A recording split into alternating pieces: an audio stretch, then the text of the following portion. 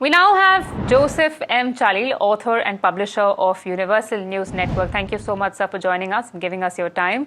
Fresh comments made by Trump with regards to their relationship with China, and a lot more happening in the back-channel talks as well.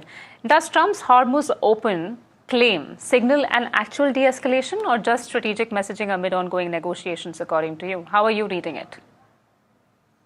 Good morning from Palm Beach, Florida, and thank you for having me. Again, you got to understand Trump talk. It doesn't literally mean what he clearly says.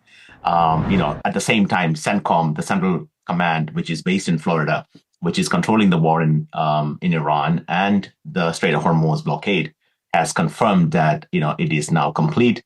No ships are leaking through. Ultimately, what they're trying to do is that making sure no Iranian oil tankers are passing through the blockade. Again, just mere threat of letting no ship go through will prevent ships from coming in because the insurance premiums will go up. The ship owners, they're not worried about the oil in the ship; they're worried about the ship itself.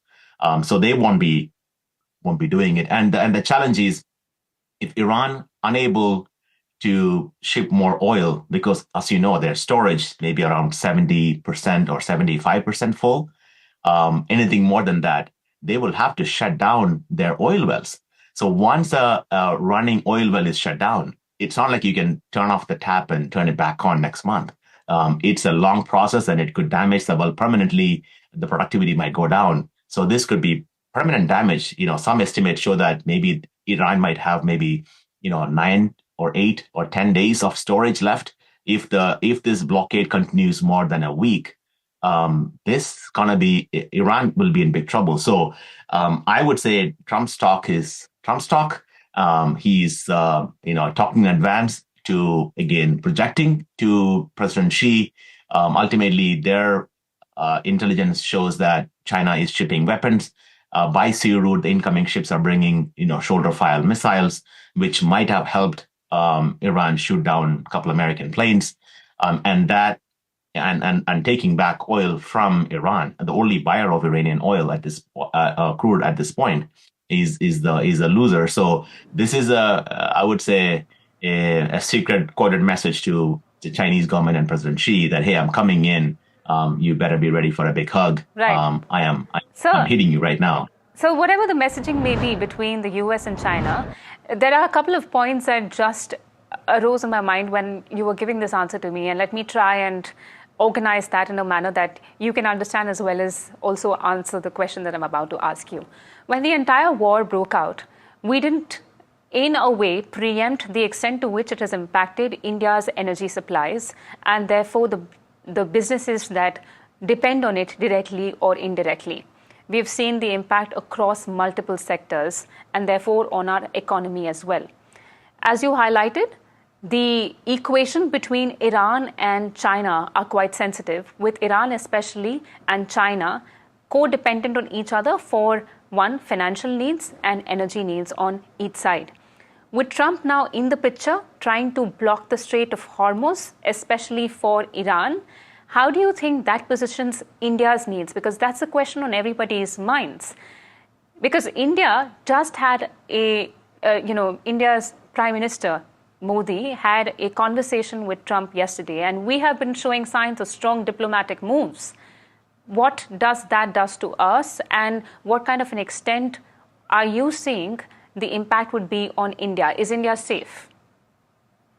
I would say the people of India, the citizens of India, should congratulate Prime Minister Modi, especially, and the oil minister Hardeep Singh Puri for their visionary movement years ahead of this. I think they predicted this.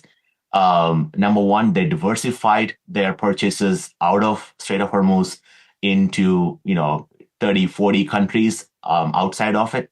Number two, India never had a strategic petroleum reserve.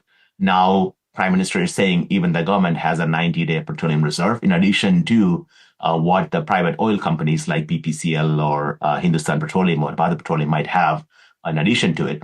So, and India is, I would say, the only country in the world, as I know about, where the oil prices or the petroleum prices hasn't gone up. Of course, India has been affected in LPG and LNG. I'm not saying that's not the case, but but by and large, India has been isolated in this war. Again, this is not going to be a 3-month war. This war has to be settled in the next, I would say, 10 days or 11 days, because Iranian storage is being full. They have no way but to permanently shut down the tap. It just doesn't make sense. There's no logical explanation. What can they do with the crude they're pumping? They can't just pump it to the ocean.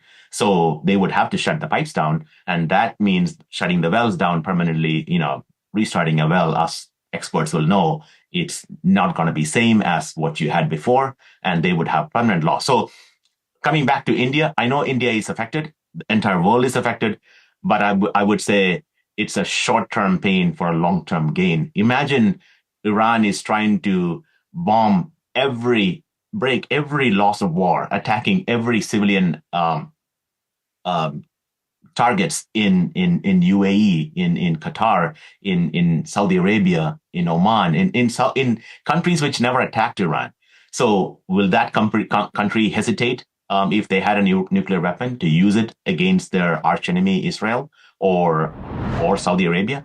So I think it's in the best interest of Middle East peace that this need to be settled once and for all. Iran should not be a nuclear powered, and that Strait of Hormuz, as President Trump said, need to be permanently opened, in the sense that means Iran or America or nobody should have power over it. It should be international waters, free for everybody to transit through without paying a toll. Right. Interesting comments, sir. Thank you so much for giving us your time. Joseph M. Chalil, author and publisher of Universal News Network over there.